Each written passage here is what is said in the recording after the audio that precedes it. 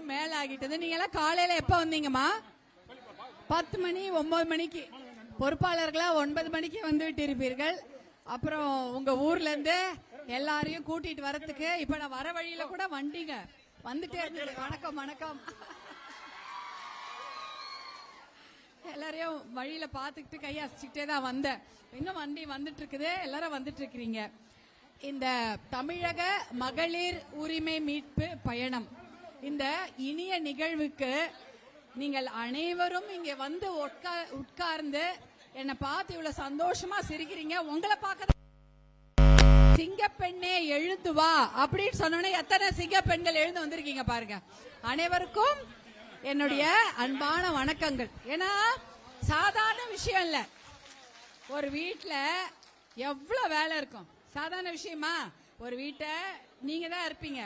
ஒரு ஒரு ஒரு மீட்டிங்க்கு நம்ம வீட்டுல இருந்து ஒரு ஆண்மகன் போறாங்கன்னா என்ன பண்ணுவாங்க? நான் ஒரு மீட்டிங் கிளம்புறேன் அப்படின்னு வெள்ளை வேட்டி வெள்ளை சட்டை ஒரு துண்டை எடுத்து போட்டுக்கிட்டு சப்பலை காலில் போட்டுக்கிட்டு ஒன்று வண்டி இருந்தா பைக் எடுத்துட்டு கிளம்பிடுவாங்க. இல்ல பஸ்ல ஏறி ஒரு 4 பேரோட ஒன்னா ஒரு காரோ பஸ்ல போயிடுவாங்க. நம்ம அந்த மாதிரி கிளம்ப முடியுமா? நம்ம முடியுமாமா? முடியவே முடியாது. அந்த வீடே நம்ம தலையில தான் இருக்குது இல்ல. வீட்டை பூட்டணும், பசங்க எப்ப வருவாங்க தெரியாது, அவங்களுக்கு சமைச்சு வைக்கணும். பசங்க வீட்டுல இருந்தா அவங்கள கொண்டு போய் பள்ளிக்கூடத்துல விடணும், பள்ளிக்கூடத்துல இருந்தா அவங்கள வீட்டுக்கு கூட்டின்னு வரணும், அவங்களுக்கு சமையல் பண்ணணும். பெரியவங்க யாரா இருந்தா சமைச்சு வச்சுட்டு வரணும். மதியானம் யாராவது சாப்பிட வருவாங்கன்னா அவங்களுக்கு சமைக்கணும். இவ்வளோ வேலை இருக்கு. அது மட்டும் இல்ல, மாடு கண்ணு கழனி எல்லாம் இருக்குதா? பால்காரி போய் மைண்ட்ல என்ன ஓடின்னு இருக்கு உங்க மனசுல? சாயங்காலம் போய் பாலை கறக்கணும், பாலை கொண்டு போய் ஊத்தணும் இருக்குதா? எப்ப முடிப்பாங்க? எப்ப வண்டியில ஏறி வீட்டுக்கு போய் பாலை கறந்து அதை கொண்டு போய் சொசைட்டில ஊத்தணுமா? அதான வேலை. இது வேலைதான். அதாவது நம்ம குடும்பமே பெண்களை நம்பிதான் இருக்குது, நம்மள நம்பிதான் இருக்குது இல்லையா? எல்லா வேலையும் நம்ம பண்ணாதான் உண்டு. அவங்க ஒரே நிமிஷம் போட ட்ரெஸ்ஸ மாத்தினாங்களா, பேண்ட போட்டாங்களா, வேட்டிய போட்டாங்களா, வெள்ளை கிளம்பிடலாம். நம்மளால அது மாதிரி பண்ண முடியாது. என்ன பண்ணுறது? குழந்தைங்களாம் நம்மளதான் வந்து கேட்கும். சாப்பாடு இல்லைன்னா போய் அப்பாவை கேட்பாங்களா? என்ன பண்ணுவாங்கம்மா, என்னம்மா காலைல ஒண்ணுமே பண்ணி வைக்கல, இட்லி இல்ல, சோறு இல்ல, கஞ்சி இல்ல, எதுவுமே இல்லை. அப்பாவை கேட்க மாட்டாங்க. அந்த காசு அவர் கொடுக்கணும். அவர் கொடுத்துருக்கவே மாட்டாரு. அது எங்கன்னா டாஸ்மாக் போயிட்டு இருக்கோம். அதனால வீட்டுல சாப்பாடு இல்லை, இப்ப எது துணி இல்லை, எதனால அம்மாவை தானே குழந்தைங்க கேட்குங்க. அதான் நம்ம குடும்பத்தையே, அதனாலதான் நம்ம குடும்ப தலைவி. என்ன தலைவினா என்ன? எல்லா வேலையும் நம்ம தான் செய்யணும். குடும்ப தலைவருக்கு வேலையே இல்லை. ஒரு தலைவர்னு முதல்ல எழுதி போட்டுக்குவார். அடுத்ததா இருக்க குடும்ப தலைவிக்கு தான் அத்தனை வேலையும் இருக்கிறது. அதையெல்லாம் விட்டுட்டு இன்னைக்கு நீங்க இவ்வளவு பேர் வந்து இன்றைக்கு இந்த தமிழக மகளிர் உரிமை மீட்பு பயணம் அந்த விஷயத்துக்காக இது நிறைய விஷயம் தெரிந்து கொள்ள வேண்டும். என்ன நடக்குது நாட்டுல? நான் என் வீட்டை பாத்துக்கிறேன், என் குடும்பத்தை பாத்துக்கிறோம், குழந்தைய பாத்துக்கிறீங்க. அப்ப நாட்டுல என்ன நடக்குங்கெல்லாம் இங்க இருக்குது. ராஜேந்திர சோழன் தஞ்சாவூரை விட்டுட்டு, அது தஞ்சாவூர்ல ஆறு குளம் ஏரி எவ்வளோ இருக்குது, அதையெல்லாம் விட்டு விட்டு இந்த மாவட்டத்துல தான் அவர் வந்து கோவிலை கட்டி இங்க அவருடைய அரண்மனையை கட்டி இங்க வந்தாரு. இந்த மாவட்டம் அரியலூர் பெரம்பலூர் இந்த மாவட்டத்தை நோக்கி தான் வராரு. வரும்பொழுது ஏரிய வெட்டிக்கிட்டே வராரு. எத்தனை ஏரி இருக்கீங்க? இது மாதிரி ஏரி எங்கேயா இருக்கா? கிடையவே கிடையாது. எத்தனை ஏரி இருக்குது? சித்தமல்லி ஏரி, சுக்கரன் ஏரி, சோழகங்கம் ஏரின்ற ஏரிய வெட்டுறாரு. சோழகங்கம் ஏரினா எவ்வளவு பெருசு, அது இப்ப பொன்னேரி. அது பேர் என்ன ஆயிடுச்சு? பொன்னேரி. பொன் ஏரி அவ்வளோ பெரிய ஏரி. அதுவும் 27 கிலோமீட்டர் நீளமா 5 கிலோமீட்டர் அகலமான ஏரிய வெட்டுறாரு. யாரு? ராஜேந்திர சோழன் அப்பயே. ஏன்னா கொள்ளிடத்துல இருந்து தண்ணி அந்த ஏரி வழியா நம்ம மாவட்டத்துக்கெல்லாம் வரும். விவசாயம் நல்லா இருக்கும். இங்க வேற எதுவும் கிடையாது இல்லையா? விவசாயம் தானே. விவசாயம் நல்லா இருக்கும்னு இங்க வெட்டுறாங்க அந்த சோழகங்கை ஏரிய. ஆனா இன்னைக்கு அந்த ஏரி இருக்கா?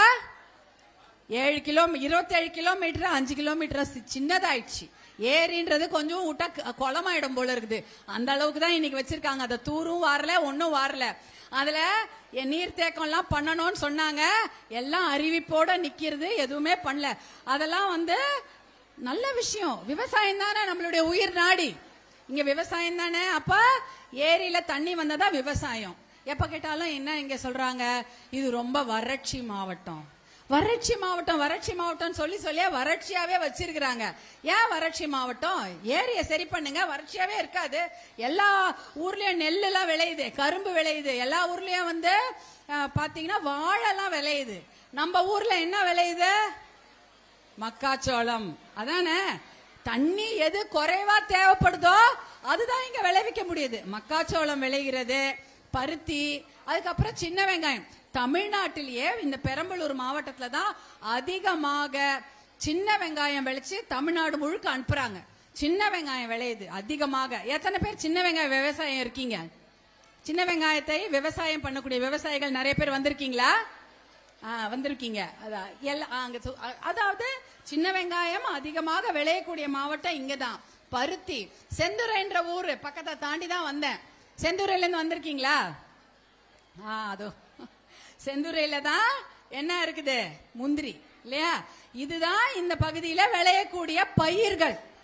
ஆனா இந்த பயிர்களுக்கெல்லாம் சேர்த்து வைக்கிற அளவுக்கு இங்க கோடவுன் இருக்கா? கோடவுனு கிடையாது. பருத்தியை வைக்கிறதுக்கு கோடவுன், ஒரு ஆராய்ச்சி நிலையம் கிடையாது. மக்காச்சோளம் இருக்கு. மக்காச்சோளத்தை பாதுகாப்பா வைக்கிறதுக்கு இங்க கோடவுன் இருக்கிறதா? இல்ல கொள்முதல் நிலையங்கள் இருக்கிறதா? கிடையவே கிடையாது. அதே போல பருத்திக்கும் கிடையாது. அப்புறம் சின்ன வெங்காயம், சின்ன வெங்காயம் இவ்வளவு பேர் தமிழ்நாடு முழுக்க இந்த சின்ன வெங்காயம் தான் போகுது. நம்ம ஊர் சின்ன வெங்காயம் தான் தமிழ்நாடு முழுக்க போகிறது. அங்கதான் எல்லார் வீட்லயும், சென்னையில நாங்க சின்ன வெங்காயம் போட்டு சாம்பார் வைத்தால் கூட அது இந்த பெரம்பலூர் மாவட்டத்துல இருந்து தான் வர வேண்டி இருக்கிறது. அதற்கு இங்க கிடங்கு இருக்கிறதா? கோடவுன் இருக்காமா? கிடையாது. அத சின்ன வெங்காயம் என்ன ஒரு வருஷம் அப்படியே இருக்குமா? கொஞ்ச நாள்ல. ஆனா அது கொஞ்ச நாள் தாக்கு பிடிக்கும். சின்ன வெங்காயம் தாக்கு பிடிக்கும். மற்றபடி காயெல்லாம் 2 நாள்ல வாடிடும். ஆனா சின்ன வெங்காயம் கொஞ்ச நாள் தாக்கு பிடிக்கும். அப்படி பருத்தி தரையில அப்படியே அழகா போட்டு இந்த பக்கத்துல நம்ம பரப்பி இங்க வச்சிருந்தோம்னா அது கொஞ்ச நாள் தாக்கு பிடிக்கும். அப்ப வந்து அது அந்த அதையும் ஒரு குளிரூட்டப்பட்ட ஒரு கிடங்கு, அதாவது ஒரு ஏசி போட்டு அது வந்து ஃப்ரிட்ஜ் மாதிரி வச்சா ரொம்ப நாள் இருக்கும், எல்லா ஊருக்கும் நம்ம அனுப்பலாம். அந்த மாதிரி நிலையம் ஏதாவது கட்டியிருக்காங்களா? ஆனா பெரம்பலூர் மாவட்டத்துல ஒரு கிடங்கு இருக்கு, அது தெரியுமா உங்களுக்கு? ஒரே ஒரு கோடவுன் இருக்கு. எதுக்கு? டாஸ்மாக்கு தான் இருக்கு. பெரம்பலூர் மாவட்டத்துல ஒரு கோடவுன் இருக்கு. அது பருத்திக்கும் இல்ல, சின்ன வெங்காயத்துக்கும் இல்ல, மக்காச்சோளத்துக்கும் இல்ல, முந்திரிக்கும் இல்ல, வேற எதுக்கும் கிடையாது. டாஸ்மாக பத்திரமா சேமிச்சு வைக்கிறதுக்கு தான் ஒரு கோடவுன் வச்சுக்கிறாங்க. என்ன அநியாயம்! நம்மளா கேட்டோம் டாஸ்மாக்கு? கேட்டோமாமா? இல்ல. எங்க வீட்டுக்காரங்க, எங்க வீட்டுல இருக்கிற ஆம்பளைங்க பசங்கள்லாம் குடிச்சிட்டு எப்படி வேணாலும் ஆடட்டும் அப்படின்னு யாராவது கேட்டோமா? வைன் ஷாப்பு கேட்கவே இல்லை. கேட்காத கோடவுன் இங்க வச்சிருக்காங்களே. நம்ம கேட்கறதுக்கு ஏத்த மாதிரி நம்மளுடைய மக்காச்சோளம், நான் வர வழியில பாக்குறேன், அப்படியே மக்காச்சோளத்தை அது அறுவடை எல்லாம் பண்ணிட்டு கதிரெல்லாம் இந்த பக்கம் போட்டு விட்டுட்டு அந்த மக்காச்சோளத்தை மூட்டை கட்டி அப்படியே வெயில்ல போட்டு வச்சிருக்காங்க. அதை எப்ப வித்து எப்ப காசாக்கி எப்ப வீட்டுக்கு கொண்டாடுறது? பொங்கல் வேற வந்துருச்சு, வித்தாதானே காசு. பொங்கலுக்கு புது ட்ரெஸ் வாங்கணும், குழந்தைங்க கேட்கும். 3 நாள் வேற பொங்கல், 4 நாள் லீவு, இத்தனையும் இருக்கிறது. எப்படி பண்ண போறோம்? எவ்வளவு பெரிய விஷயம் பாருங்க. இதெல்லாம் அவங்க பண்ணவே இல்லை. அதே போல இந்த மாவட்டத்துல விவசாயம் சார்ந்த தொழில் என்னது? ஆடு வளர்ப்பு. ஆடு வளர்ப்பு கம்மிதான், ஆனா கறவை மாடுகள் அதிகமா இருக்குதா? எல்லார் வீட்லயும் 1-2 மாடுகள் இருக்கு. கறவை மாடு இருக்குது. அடுத்தது கோழிப்பண்ணை. கோழிப்பண்ணை நிறைய பேர் வச்சிருக்காங்கன்னு கேள்விப்பட்டேன். ஒரு 200 கோழிப்பண்ணையாவது இருக்குமா? இருக்கிறது. நிறைய பேர் இருக்காங்க இல்லையா? கோழிப்பண்ணை எல்லாம் இருக்குது. கோழி வந்து எப்படி, இன்னைக்கு கோழி முட்டை போட்டா நாளைக்கு வளர்ந்துருமா? எத்தனை நாள் ஆகும்? 40 நாளாவது குறைஞ்சது ஆகும். 40 நாளாவது ஒரு கோழி அது வளர்ந்து கறியாவறதுக்கா, அது வளர்ந்து பெருசாகி அது நம்ம வெளியில மார்க்கெட்டு கொண்டு போறதுக்கு. அந்த கோழி பண்ணை வைத்திருக்க கூடியவர்கள் பெண்கள் தான், விவசாயிகள் தான், பெண் விவசாயிகள் தானே. இது விவசாயம் சார்ந்த தொழில் தான். ஆடு வளர்ப்பு, கோழி வளர்ப்பு, மாடு வளர்ப்புலாம் விவசாயம் சார்ந்த தொழில். அந்த கோழிகளை பண்ணைகளை வைத்திருப்பவர்கள் பெண்கள் தான் அதை பாதுகாக்கிறாங்க. அப்ப இந்த கோழிலாம் வச்சிருந்தா அந்த இடத்துல எப்படி இருக்கும்?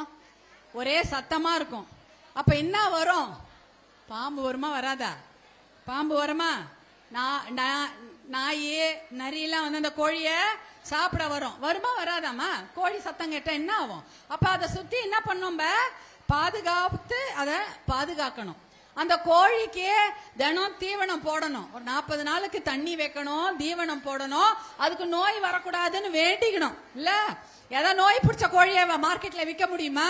விற்க முடியாது. இப்ப இத்தனையும் பாதுகாத்து இவ்வளவு வேலையும் அவங்க செஞ்சுட்டு அதுக்கு ஒரு கிலோக்கு எவ்வளவு ரூபாய் தராங்க? 6 ரூபாய். கரெக்ட், 6 ரூபாய். ஆனா அரசாங்கத்துக்கிட்ட போய் எல்லா தரப்பு பேச்சுவார்த்தை நடத்திட்டாங்களாம். முத்தரப்பு. நீங்க முத்தரப்பு பேச்சுவார்த்தைனா நடத்துங்க, 10 தரப்பு பேச்சுவார்த்தைனா நடத்துங்க, இல்ல 4 தரப்பு பேச்சுவார்த்தைனா நடத்துங்க. அந்த ஒரு கிலோ கறி கோழிக்கு 20 ரூபாய் கொடுங்க, அப்பதான் செலவுக்கு கட்டுப்படி ஆகும். ஏதோ ஒரு ரூபாய் 2 ரூபாய் மகளிருக்கு அது ஊக்கத்தொகையா சம்பளமா கிடைக்கும்னு கேட்டா அது இன்னும் கொடுக்கல. அதாவது விவசாயத்தையும் கண்டுகிறது இல்ல, விவசாயம் சார்ந்த தொழிலையும் கண்டுகிறது இல்ல, விவசாயிகளை சுத்தமாவே கண்டுகிறது இல்ல. அதுதான் இங்க பெரம்பலூர் மாவட்டத்துல இந்த பகுதியில நடந்துட்டு இருக்குது. ஏன்னா கவர்மெண்ட் இந்த கிடப்புல போட்ட திட்டம் அப்படின்னு பாத்தீங்கன்னா குன்னத்துலயும் பெரம்பலூர் மாவட்டம் தான். முதல்ல மருத்துவ கல்லூரி கேட்டாங்களா?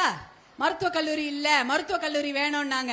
அந்த மருத்துவ கல்லூரியை கொண்டு வந்து ரத்து பண்ணிட்டாங்க. ஏதோ பரவாயில்ல, அரியலூர்லயாவது இப்போ ஒரு மருத்துவ கல்லூரி வந்துச்சு. ஆனா பெரம்பலூர் மாவட்டத்துல மருத்துவ கல்லூரி கிடையாது. அது கிடப்பில் போடப்பட்ட ஒரு திட்டம். அடுத்தது பாடலூர்ல ஒரு தொழில் பூங்கா, அதாவது ஸ்பெஷல் எக்கனாமிக் ஜோன், அதாவது சிறப்பு பொருளாதார மண்டலம். அந்த பொருளாதார மண்டலம் வந்தா நிறைய தொழிற்சாலையெல்லாம் வரும், உங்களுக்கு வேலை கிடைக்கும் இல்லையாமா? வேலை கிடைக்கணும்ல எல்லாருக்கும். ஒரு இவ்வளவு பேர் படிச்சுட்டு ஏதோ பசங்க எல்லாம் இருக்காங்க, ஒரு வேலை கிடைச்சா போய் நிம்மதியா தன்மானமா போய் வேலை செஞ்சுட்டு வருவாங்க. பக்கத்துல இருக்கணும். நீங்க பெங்களூர்ல தொழிற்சாலை அமைச்சிட்டு அங்க பசங்களை அனுப்ப முடியுமா? அனுப்ப முடியாது. அதனால இங்கதான் கேட்கறது ஸ்பெஷல் எக்கனாமிக் ஜோன், அதுவும் அறிவிப்போட நிற்கிறது. அந்த திட்டமும் செயல்படுத்தப்படவில்லை. அடுத்தது சின்ன வெங்காயத்தை பத்தி பேசிட்டு இருந்தோம்.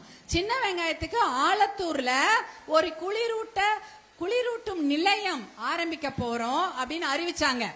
ஆனா ஆரம்பிக்கவே இல்லை. அந்த திட்டத்தை என்ன பண்ணாங்க? கிடப்புல போட்டாங்க. பெரம்பலூர்னாலே எந்த திட்டமா இருந்தாலும் கிடப்புல போடுறதுதான் வேலை போல இருக்குது. இந்த இதுவும் பண்ணிட்டாங்களா? அதுக்கப்புறம் வந்து மேம்பாலம். பெரம்பலூர் மாவட்டத்தில் அடிக்கடி ஆக்சிடென்ட், சாலை விபத்துகள் அதிகமாக நடக்குது. அதனால மேம்பாலம் ஒண்ணு அமைக்கணும் அப்படின்னு பெரம்பலூர் சென்னைக்கு ஒரு மேம்பாலம் சின்னார் பக்கத்துல திட்டம் கொண்டு வந்தாங்க. ஆனா அது திட்டத்தோட நிக்குது. அதுவும் அறிவிப்பு தான். அந்த திட்டத்தையும் கிடப்புல போட்டாச்சு. இப்ப கிடப்புல போடுறதுக்குனே இங்க அறிவிப்பீங்களா? பெரம்பலூர் மாவட்டத்துக்கு ஏதாவது திட்டம் கொண்டு வந்தா அதை தூக்கி குப்பையில போட்டுருணும். முடிஞ்சா நம்ம மாவட்டத்துல மக்கள் எல்லாம் தூக்கி குப்பையில போட்டுருவாங்க போல. எல்லா திட்டமும் அறிவிக்க வேண்டியது, கிடப்புல போட வேண்டியது. அதே மாதிரி இந்த சோழகங்கம், இந்த பெரிய பொன்னேரிக்கு 9 கோடி நிதி ஒதுக்குனாங்க. அதையும் எங்க போச்சுன்னு தெரியல. நாங்க நினைக்கிறேன் ஆத்துல கொட்டினாலும் அளந்து கொட்டுன்னு கொட்டுவாங்க சொல்லுவாங்க. அந்த 9 கோடி அளந்து அந்த ஏரியிலே கொட்டிட்டாங்களா? பொன்னேரியில எங்க போச்சு அந்த 9 கோடி? அதையும் கொண்டே வரல. எல்லா திட்டமும் அறிவிக்க வேண்டியது, ஏமாத்த வேண்டியது, ஓட்டு வாங்க வேண்டியது, அதோட போக வேண்டியது. இதான் அவங்களுடைய திட்டம். இதான் அவங்க திட்டம். ஏமாற்றி திட்டங்களை அறிவிச்சு ஓட்டு வாங்கிட்டு அதோட ஓடி போயிடணும் அப்படின்றத அவங்க திட்டம். இததான் ஒரு மிகப்பெரிய திட்டமா அவங்க அறிவிச்சிருக்கிறாங்க. எனக்கு கேட்க அவ்வளோ கஷ்டமா இருக்கு. இந்த பகுதியில தொழிற்சாலை இருக்கணும் இல்லையா? இப்போ விவசாயம் ரொம்ப கம்மி, தண்ணியும் இல்ல. நல்லது, அப்படியே அந்த ஏரியில இருந்து தண்ணி வந்திருந்தா நம்ம விவசாயம் செழிச்சிருக்கோம். அந்த சோழர் பாசன திட்டத்தை அப்படியே அது வந்து இவங்களா உருவாக்குனாங்க. அந்த ஏதோ ஒரு ராஜா 1000 வருஷத்துக்கு முன்னாடி உருவாக்கிட்டு போன அந்த ஏரி பாசன திட்டத்தை நல்லபடியா நடைமுறைப்படுத்தி இருந்தாலே நம்ம விவசாயம் செழிச்சிருக்கோம். அதெல்லாம் பாழடிச்சிட்டாங்க. சரி, தொழிற்சாலையை கொண்டு வருவாங்கன்னு பார்த்தா என்ன கொண்டு வந்தாங்க? லைம்ஸ்டோன் ஃபேக்டரி, சுண்ணாம்பு ஃபேக்டரி தெரியுமா? சுண்ணாம்பு ஃபேக்டரி இருக்கு. அதுல வந்து பாத்தீங்கன்னா சுண்ணாம்புக்கல் இது எந்த மாவட்டத்திலயும் கிடையாதுமா, இங்கதான் இருக்கிறது. அந்த சுண்ணாம்பு கட்டின்றது வந்து எந்த ஊர்லயும் கிடையாது. அது வந்து ஃபாசில், புதைப்படிவ ஒரு பொருள். அந்த வெட்டி லாரியில போட்டு எத்தனை லாரி போகுது? அவ்வளோ லாரிய போய் தான் ரோடு பள்ளமாவுது. ரோடு சாலை இருக்கு, நீங்க பெரிய பெரிய வண்டி போகுது, அப்ப ரோடு என்ன ஆகும்? பள்ளமாயிடும். பள்ளமான ரோட்ல 2 வீலர் போனா என்ன ஆகும்? கீழே விழுந்து ஆக்சிடென்ட் ஆகும். சாலை விபத்துகள் இதுதான் ஏற்படுது, வேற ஏதாலையும் ஏற்படல. சாலை விபத்துகள் அடிக்கடி ஏற்படும் மாவட்டம் பெரம்பலூர்னா இதான் அர்த்தம். நீங்க இவ்வளோ பெரிய பெரிய டன்டனா இந்த லைம் ஸ்டோனும் சுண்ணாம்பு கட்டியும் லாரியில எடுத்துன்னு போய் அதெல்லாம் ரோட்ல போக போக ரோடு பள்ளமாயிடுது, ரோடு வீணாயிடுது, சாலை பழுதடைந்து விடுவதால் அடிக்கடி இருசக்கர வாகனங்களில் போகும்போது எல்லாரும் அடிபட்டு அவங்களுக்கு மண்டை உடைஞ்சிருது, இல்ல உயிரை இழக்கிறாங்க. குழந்தைங்க கூட நிறைய பேர் அதுல மாட்டிக்கிறாங்கன்னு கேள்விப்பட்டேன். அதான உண்மை. அந்த சாலையை கடக்கும் போது குழந்தைங்க எல்லாம் கூட அதுல அந்த சாலை விபத்துல சிக்கி கொள்கிறார்கள். இதை தடுக்கிறதுக்கு தான் மேம்பாலம் எல்லாம் கட்டுறேன்னாங்க. அதுக்காக ஜனங்க இடத்த கொடுத்தாங்க. எந்த ஊர்ல இடத்த கொடுத்தாங்க? அந்த அந்த ஊர் ஒண்ணு கொட்டார்ல இருந்து யாரா வந்திருக்கீங்களா? கொட்டார்ல இருந்து கொட்டார் அந்த ஊர்ல இடத்த கொடுத்தாங்க. அந்த இடத்த கொடுத்தவங்க அந்த மருதை ஆறு அது பக்கத்துல இடத்த கொடுத்தாங்க. அவங்களுக்கெல்லாம் எங்க அந்த இடத்த அவங்களுக்கெல்லாம் மேம்பாலம் அந்த இடத்துல கட்ட போறோம் அப்படின்னு எல்லாம் சொல்லிட்டு கடைசியில இன்னும் மேம்பாலமே கட்டல. அந்த இடத்த கொடுத்தவங்களுக்கு பட்டா கொடுத்தாங்களே, அது எந்த ஊருமா? பட்டா கொடுத்த இடம் அந்த எந்த பஞ்சாயத்துமா? அது எலவஞ்சூர் பஞ்சாயத்துன்னு சொன்னாங்க. அந்த தண்ணீர் பந்தலா எலமங்கலம் பஞ்சாயத்து. அதுல அந்த அந்த இடத்துல ஒரு ஊர்ல அவங்களுக்கு பட்டா கொடுத்துருக்காங்க, தண்ணீர் பந்தல்ன்ற ஊர்ல. ஆனா அந்த பட்டாவை ரத்து பண்ணிட்டாங்களாம். ஏன்னா அந்த ஏரியால விலை ஏறிட்டதுனால கொடுத்த பட்டாவை ரத்து பண்ணிட்டாங்க. அப்ப அந்த மக்கள் எங்க போவாங்க? இவங்க எல்லாம் என்ன பண்ணுவாங்க?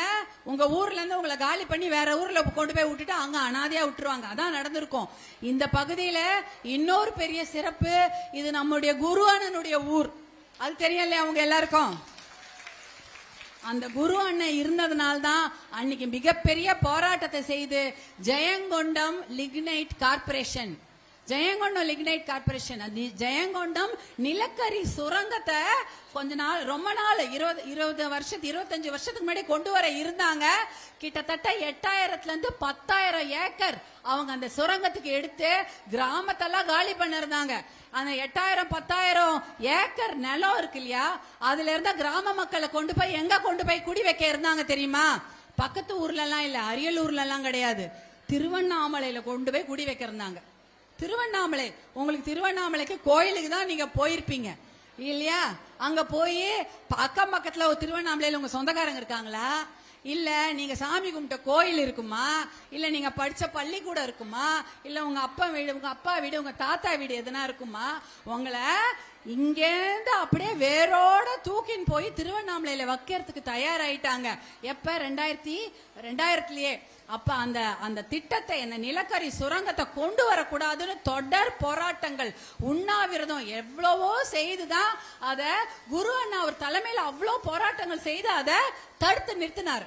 நம்மளுடைய மாவீரன் குரு அண்ணன் செய்தனால்தான் அந்த நிலக்கரி சுரங்கம் வராம 8000 ஏக்கர்ல இருந்து 10,000 ஏக்கர் காப்பாற்றப்பட்டது. அப்ப 2001 எனக்கே ஞாபகம் இருக்கிறது. அதுக்கு ஒரு முறை அந்த மிகப்பெரிய உண்ணாவிரத போராட்டம் அறிவிக்கிறாங்க. அப்ப சென்னையில இருந்து மருத்துவர் அன்புமணி அவர்கள் அந்த போராட்டத்துக்கு தலைமை தாங்க இங்க வந்தாங்க. மிகப்பெரிய உண்ணாவிரத போராட்டம், 10,000 பேர் கலந்து கொண்ட போராட்டம் 2001 நடந்தது. குரு அண்ணன் அதை நடத்தினார். அதை தலைமையேற்று நடத்தியவர் மருத்துவர் அன்புமணி அவர்கள். இதெல்லாம் செய்ததுனால்தான் அந்த மக்களுக்கு இடம் இன்னைக்கு நிக்குது. இல்லனா அந்த ஊரை அப்படியே காலி பண்ணிட்டு போயிருப்பாங்க. 8000 ஏக்கரும் போயிருக்கும். அதே போல இப்ப கூட மேம்பாலத்துக்காக, நீர் தேக்கத்துக்காக நிலம் கொடுத்தாங்க இல்லையா, அவங்களுக்கு 25,000 ஏக்கர் கொடுக்கறாங்களாம். யார ஏமாத்த? 25,000க்கு இன்னைக்கு எதனா வாங்க முடியுமா? ஒரு ஒரு அரை பவுன் தாலி 25,000க்கு, 1/4 பவுனே வராது. 1/4 பவுன் தாலி கூட 25,000க்கு வராது.